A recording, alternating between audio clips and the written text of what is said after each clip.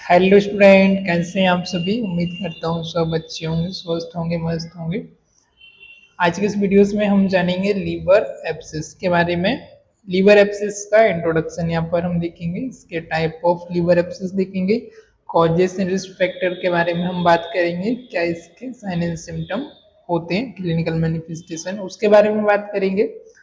After हम देखेंगे कैसे हम इसे डायग्नोस करेंगे, कौन कौन से वो डायग्नोस्टिक टेस्ट होते हैं, laboratory test, blood test, radiology etcetera. Then finally हम बात करेंगे नर्सिंग मैनेजमेंट के बारे में, नर्सिंग डायग्नोसिस और केयर प्लान के बारे में। तो चलिए आज के इस वीडियोस को हम शुरू करते हैं। ओके, तो लीवर एब्सिस क्या है आपका। लीवर एब्सिस इससे पस, लीवर एब्सिस क्या है, pus filled mass within the liver. Liver abscess is the pus filled mass within the liver, typically caused by an infection. This abscess can arise due to the bacterial, parasitic, or fungal infection and may be life-threatening if not treated promptly. Liver abscesses are categorized into two main types based on their cause: pyogenic, bacterial, and amoebic parasitic. Early diagnosis and management are essential to prevent complications including sepsis and liver failure. Okay, so liver abscess क्या है, liver abscess is pus filled mass. तो liver abscess हमारा एक पस fill मास है with in the liver, जो कि हमारे लीवर के अंदर फॉर्म होता है। टिपिकली ये जो हमको कॉज होता है वो किससे कॉज होता है, इन्फेक्शन से। कौन से इन्फेक्शन से हो सकता है, जैसे कि बैक्टीरियल है, वायरस है, पैरासाइट है, फंगाई है, ये इन्फेक्शन से ये हो सकता है। और यदि हम इसे अच्छे तरीके से ट्रीट नहीं करते हैं तो ये लाइफ थ्रेटनिंग हो सकता है। लाइफ थ्रेटनिंग मतलब आपकी जान पर जोखिम भी आ सकता है, ये सीरियस कंडीशन हो सकती है। Liver abscess are recognize into two main type. अब इसको दो मेन भागों में, दो मेन पार्ट्स में इसको देखा गया है। जो आता है हमारा देयर कॉजेज, जैसे कि पायोजेनिक मतलब बैक्टीरियल, एम्बिक मतलब पैरासाइट। पायोजेनिक में कौन सा आता है, पायोजेनिक मतलब पैरासाइट, वो सॉरी बैक्टीरिया है ना, हम बोलते हैं generally pathogen. Pyogenic means bacterial, amoebic मतलब पैरासाइट, राइट। ये दोनों डिफरेंट होते हैं। Early diagnosis and treatment are essential to prevent complication including sepsis and liver failure. यदि हम इसे जल्दी डायग्नोस कर ले ना, हम इसे पहली स्टेज पर थोड़ा सा जल्दी इसका पता लगा लें, तो हम इसे प्रिवेंट कर सकते हैं। और जो उसके कॉम्प्लिकेशन है ना, जो इससे प्रॉब्लम्स है, जैसे हमारा सेप्सिस हो गया, लीवर फेलियर हो गया, तो इनको हम कम कर सकते हैं, इवन हम इसे रोक सकते हैं, राइट। अब हम बात करेंगे टाइप ऑफ लीवर एब्सिस के बारे में। तो कौन कौन से टाइप्स का हमारा लीवर एब्सिस होता है। फर्स्ट है pyogenic liver abscess. Pyogenic cause by the bacterial infection. ये किससे कॉज होता है, हमने अभी भी देखा कि पायोजेनिक मतलब पैथोजन से, बैक्टीरिया, वायरस एक्सेट्रा। तो पायोजेनिक लीवर एब्सिस जो कॉज होता है वो किससे होता है, इन्फेक्शन ऑफ ई कोलाई हो गई, क्लेब्सिलिया हो गया, ई कोलाई, क्लेब्सिलिया एक्सेट्रा, जो बैक्टीरिया वायरस है उसकी वजह से होता है। कौन से होता है आपको याद रखना है, ई कोली है एंड क्लेब्सिला है। और इसके अलावा कौन से बैक्टीरिया वायरस ये होता है, स्टेफाइलोकोकस ऑरिस। कौन से बैक्टीरिया से होता है, staphylococcus orris. Typically result from infection that spread to the liver from the biliary tract. अब ये कैसे होता है, टिपिकली अक्सर हम देखते हैं कि जो result from the infection that spread to the liver from the biliary tract. Biliary tract blood stream और नियर बाय ऑर्गन। अब जैसे कि आपको मान के चलते हम इन्फेक्शन था, इन्फेक्शन कहाँ पर था आपका, जो आपका बाइलेरी ट्रैक है, जो बाइल जो सीक्रेट होता है वहां पर बाइलेरी ट्रैक है, उसमें कोई इन्फेक्शन था, कोई आपके ब्लड स्ट्रीम में था या फिर नियर बाय ऑर्गन में था। अब जो इन्फेक्शन है ना, जो इन्फेक्शन है वो उस नियर बाय ऑर्गन से, उस रीजन से वो आपके लीवर तक पहुंच गया है, ऑलराइट। और लीवर तक पहुंचने के बाद लीवर को क्या कर रहा है, वो इन्फेक्ट कर रहा है ना। तो this is the result from, कहाँ से आ रहा है आपका, बाइलेरी ट्रैक हो गया, ब्लड स्ट्रीम हो गया और नियर बाय ऑर्गन। इसमें जो आसपास के ऑर्गन है, जो आपका बाइल का ट्रैक्ट है, बाइल जो सीक्रेट होती है, ब्लड स्ट्रीम हो सकता है या फिर नियर बाय ऑर्गन भी हो सकता है। तो नेक्स्ट जो हमारा टाइप्स आता है वो है हमारा amoebic liver abscess caused by the parasite Entamoeba histolytica, right. ये कौन से पैरासाइट से आपको कॉज होता है बच्चा? Entamoeba histolytica. ऑलराइट स्टूडेंट, ये जो हमारा पैरासाइट है इससे ये कॉज होता है ना, इसको आप हाईलाइट कर लेंगे यहाँ पर हम, Entamoeba histolytica. This is often acquired through the injection of contaminated food और वाटर। अब हम इसे कैसे एक्वायर करते हैं, कैसे आता है हमारे पास? तो जो कंटामिनेटेड फूड है, क्या है? कंटामिनेटेड फूड है और वाटर है, उसको हम क्या कर रहे हैं? खा रहे हैं, उसको हम पी रहे हैं ना, बॉडी के अंदर हम इंजेस्ट कर रहे हैं, तो इसकी वजह से ये आ जाता है और आने के बाद फिर हमारे लीवर को अफेक्ट करता है। जो एसोसिएटेड ऑर्गन है, जैसे बाइलेरी हो गया, ब्लड स्ट्रीम हो गया, नियर बाय ऑर्गन है, उनसे आपके लीवर तक भी आ जाता है। Common in tropical and subtropical region where E. histolytica is endemic, right? अब जो किस जगह पर ज्यादातर ये देखने को मिला है, किस लोकेशन पर? तो जो ट्रॉपिकल जो एरिया होते हैं, थोड़े से गांव के जो एरिया होते हैं, रूरल हो गया, सब रूरल हो गया, थोड़ा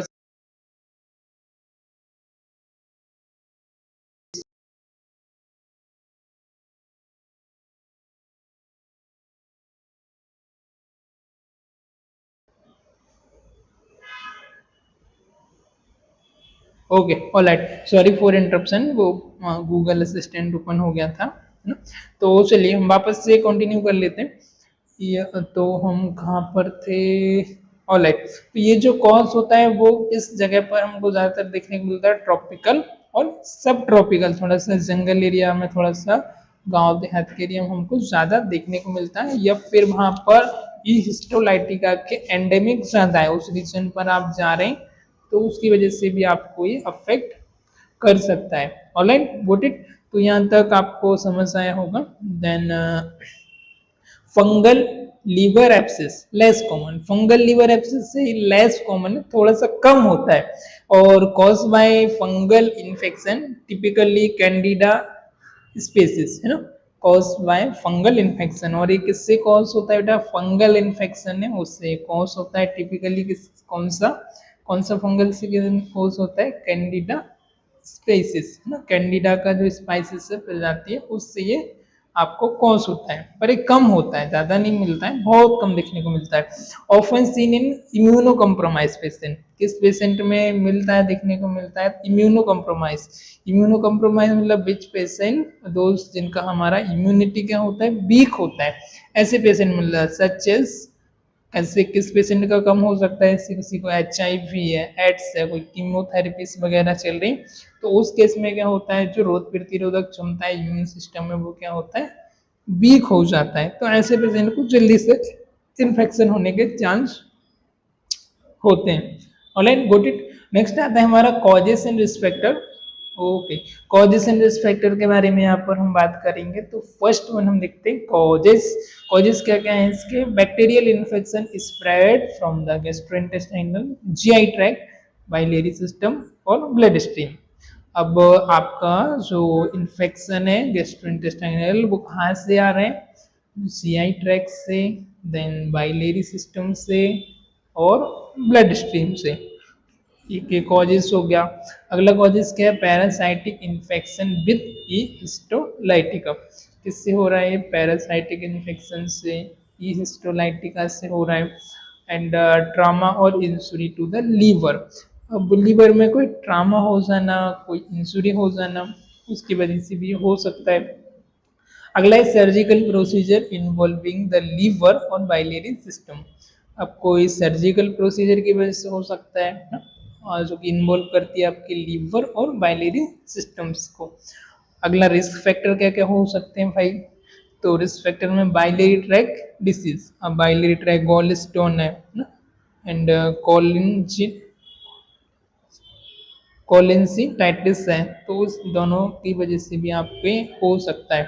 डायबिटीज मेलाइटिस की वजह से भी ये हो सकता है ना।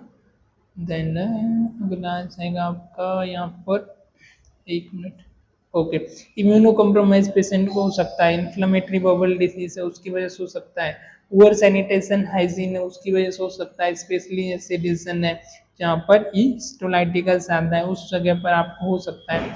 पैथोफिजियोलॉजी क्या है इसका, जब भी जो infection, whenever an infection develop, infecting organism may reach the liver। अब जब भी आपको इन्फेक्शन होता है, जब भी इन्फेक्शन डेवलप होता है, इन्फेक्टिंग एजेंट है, बैक्टीरिया, वायरस, पैरासाइट एक्सेट्रा जो भी हो सकते हैं, तो वो पहुंचते हैं आपके लीवर तक, राइट, में रीच लीवर। अब अगली स्टेप में क्या होता है आपके यहाँ पर, most bacteria are destroy promptly but occasionally some gain a foothold, right. कुछ बैक्टीरिया तो जितना पॉसिबल होता है वो हमारा इम्यून सिस्टम है या फिर उसको डिस्ट्रॉय कर देता है, किल कर देता है।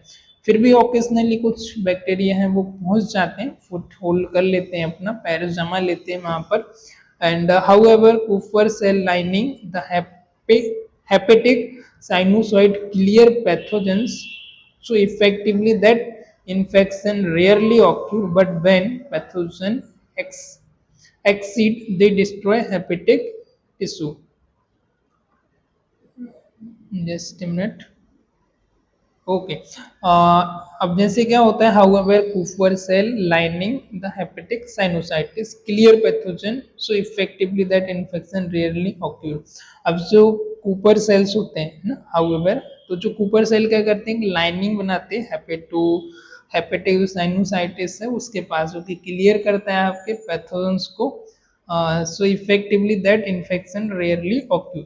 तो क्लियर हो जाता है तो इन्फेक्शन थोड़ा सा रेयरली होता है, बट व्हेन पैथोजन एक्सीड हो जाते हैं, पैथोजन ज्यादा हो गया, दे डिस्ट्रॉय हेपेटिक टिश्यू। तो वो क्या करते हैं, जो है ऊपर सेल्स कम हो गया, पैथोजन ज्यादा हो गया, ऑब्वियसली बात है जो इम्यून सेल है वो कम हो गए ना। जैसे कि हमारा किसी से लड़ाई हो गई, हमारे पास मैन पावर कम है, सैनिक कम है, हमारे पास बल कम है, हथियार औजार कम है, तो क्या होगा, हम भाई हार जाएंगे ना। उनके पास ज्यादा है तो वो जीत जाएंगे। तो ऐसे ही जो हमारे ऊपर सेल्स है, जो हेल्दी सेल्स, वो कम होते और ये ज्यादा होने लगते हैं। और जब ज्यादा होते हैं फिर वो बाद में लिवर को इन्फेक्ट करते हैं, डैमेज करते हैं। चलिए, तो इसमें कैसे होता है, अगला जो हमारा यहाँ पर इमेज लेते हैं, the bacterial toxin destroy the neighbours liver cells. अब जो बैक्टीरियल टॉक्सिन्स है वो डिस्ट्रॉय करने लगते हैं पड़ोस का जो लिवर सेल है उसको भी डिस्ट्रॉय करना शुरू कर देते हैं नियर बाय को। Meanwhile leukocyte migrate into the infected area and produce a necrotic filled cavity with the infection organism.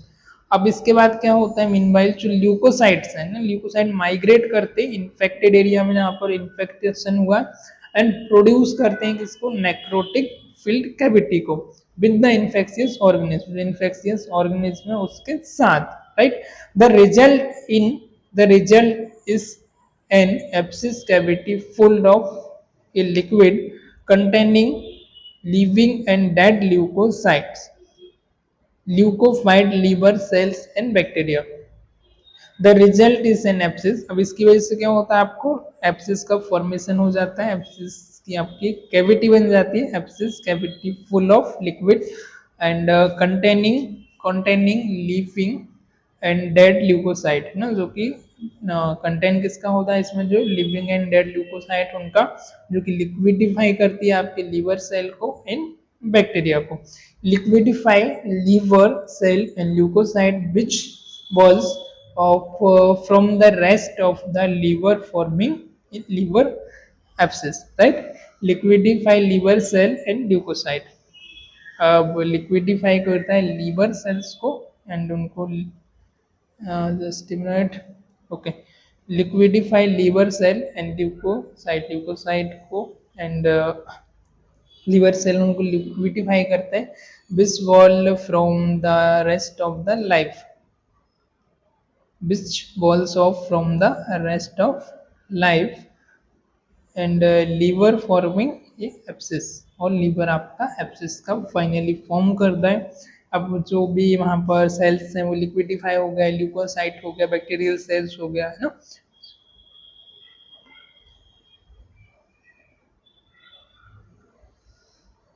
तो लीवर को एब्सिस इस तरीके से हमारा होता है, राइट। अब हम अगला इसमें देखेंगे एंड क्लिनिकल मैनिफेस्टेशन क्या होंगे जब आप लीवर में आपका एब्सिस पस का फॉर्मेशन होगा। तो लीवर फीवर एंड चिल, है ना। तो क्या होगा आपको भाई, पस की वजह से, इन्फेक्शन की वजह से फीवर होगा और चिल होगा। Right upper quadrant, quadrant abdominal pain, abdominal pain होगा आपका लीवर के रीजन पर होता है, राइट अपर क्वाड्रेंट, तो ऑब्वियसली बात है उस जगह पर आपको पेन होगा। जॉइंटिस इन सम केसेस में जॉइंटिस हो सकता है। Malaise and fatigue, weight loss होना। हेपेटोमेगाली, इनलार्ज होना लीवर का। इन सीवियर केसेस पेशेंट में develop sign of sepsis, severe case में पेशेंट को सेप्सिस का साइन भी हो सकता है, सेप्सिस इन्फेक्शन, टेकिकार्डिया हो सकता है, हाइपरटेंशन हो सकता है, कंफ्यूजन भी हो सकता है। Okay, then diagnostic evaluation, diagnostic evaluation में क्या आएगा, laboratory test, elevated white blood cells count, liver function test, showing elevated alkaline phosphate bilirubin and liver enzyme। Laboratory test में कौन कौन से हमको यहाँ पर टेस्ट कराने हैं। फर्स्ट आएगा elevated white blood sales, elevated white blood sales आप चेक करेंगे तो WBC आपको इंक्रीज मिलेंगे। CBC जब आप कराएंगे तो LFT कराना है, लीवर फंक्शन टेस्ट, जिसमें आपका एल्कलाइन फॉस्फेट इंक्रीज आएगा more than normal range, bilirubin आपका इंक्रीज आएगा एंड जो भी लीवर एंजाइम उनका लेवल आपको इंक्रीज देखने को मिल जाएगा।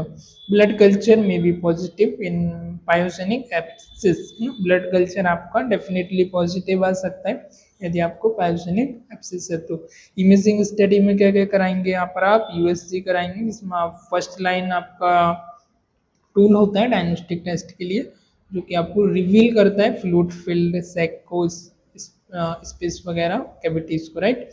देन CT स्कैन कराएंगे, इमेजिंग इसमें आप देखेंगे और डिटेल इमेजिंग आप इसमें चेक करेंगे, कंफर्म करेंगे आप डायग्नोसिस को and assess the size number and location of abscess, size number and location of the abscess को भी आप उसमें फाइंड आउट करना है, राइट। आई होप इतना आपको क्लियर हुआ होगा। So let's move next.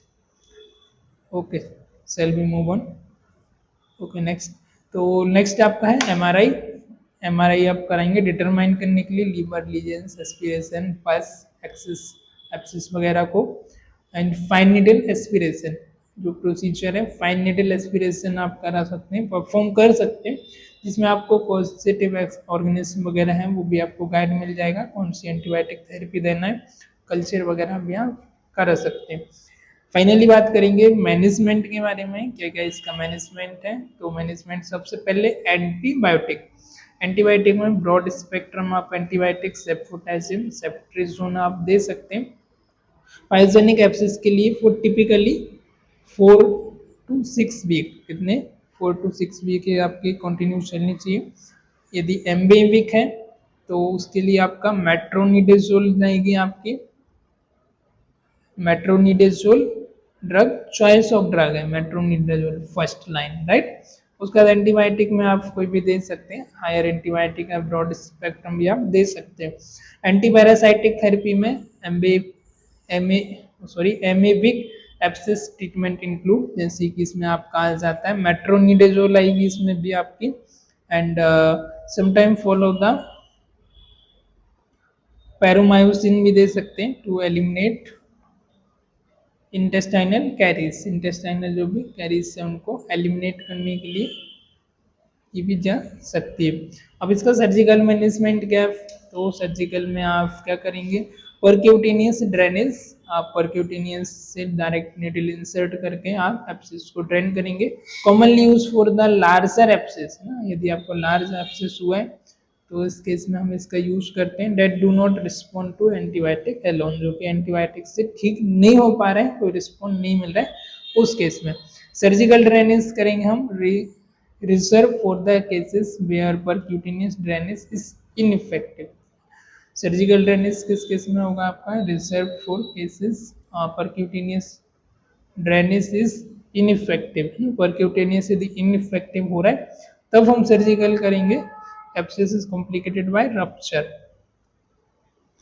Ineffective और abscess is complicated by the rupture, और रप्चर हो गया, कॉम्प्लिकेटेड हो गया इस रीजन में।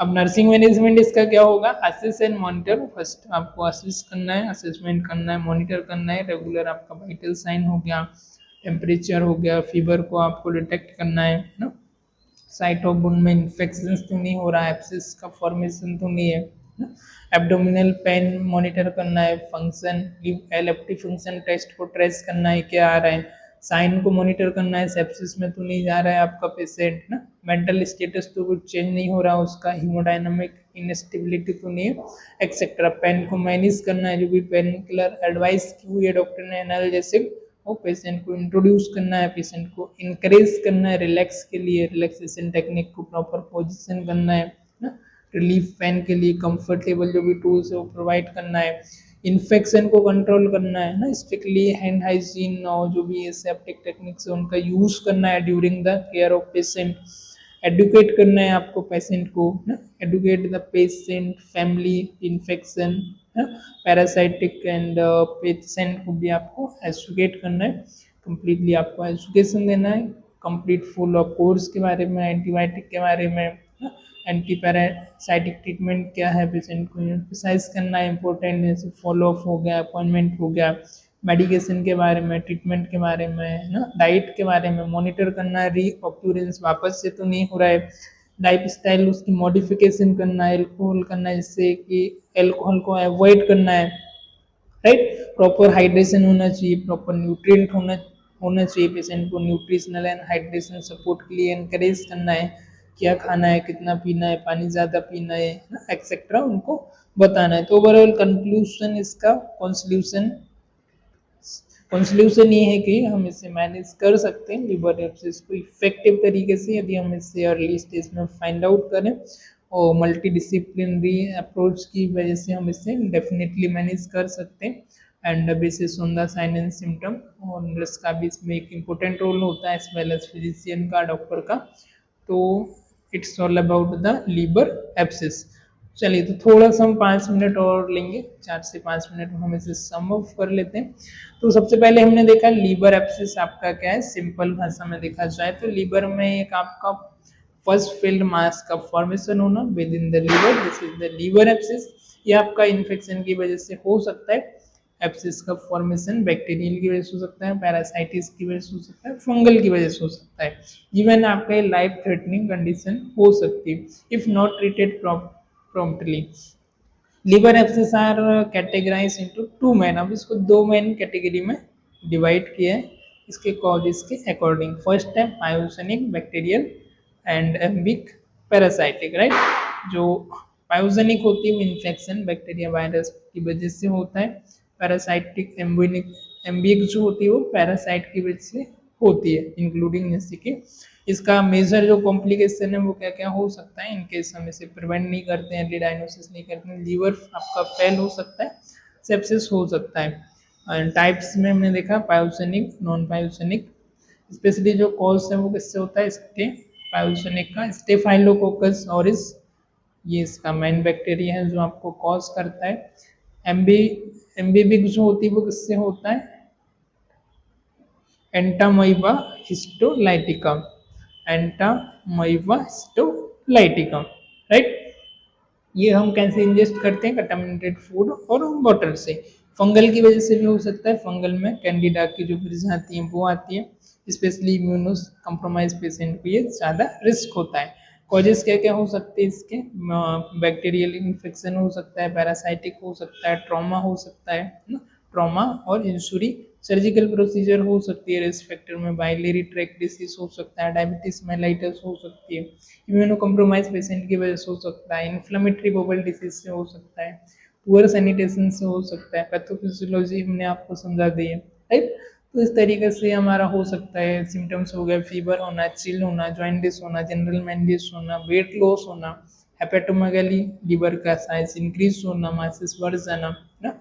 डायग्नोस्टिक हम करेंगे ब्लड टेस्ट सीबीसी वगैरह जिसमें हमारे वाइट सेल काउंट इंक्रीज होंगे, लीवर फंक्शन टेस्ट हम करेंगे, specially alkaline phosphate, liver enzyme और बिलिरुबिन को हम फोकस करेंगे, राइट। इमेजिंग में यूएसजी आपका सीटी स्कैन कराएंगे, एमआरआई कराएंगे, एस्पिरेशन एंड कल्चर कर सकते हैं। मैनेजमेंट में एंटीबायोटिक 4 to 7 वीक के लिए हम लेंगे, एंटी पैरासाइटिक मेडिकेशन लेंगे। इफ पैरासाइट की वजह से है, सर्जिकल में परक्यूटेनियस ड्रेनेज फर्स्ट, ये इनफेक्टिव रहती है, ये इफेक्टिव नहीं होती। सेकंड है सर्जिकल ड्रेनेज।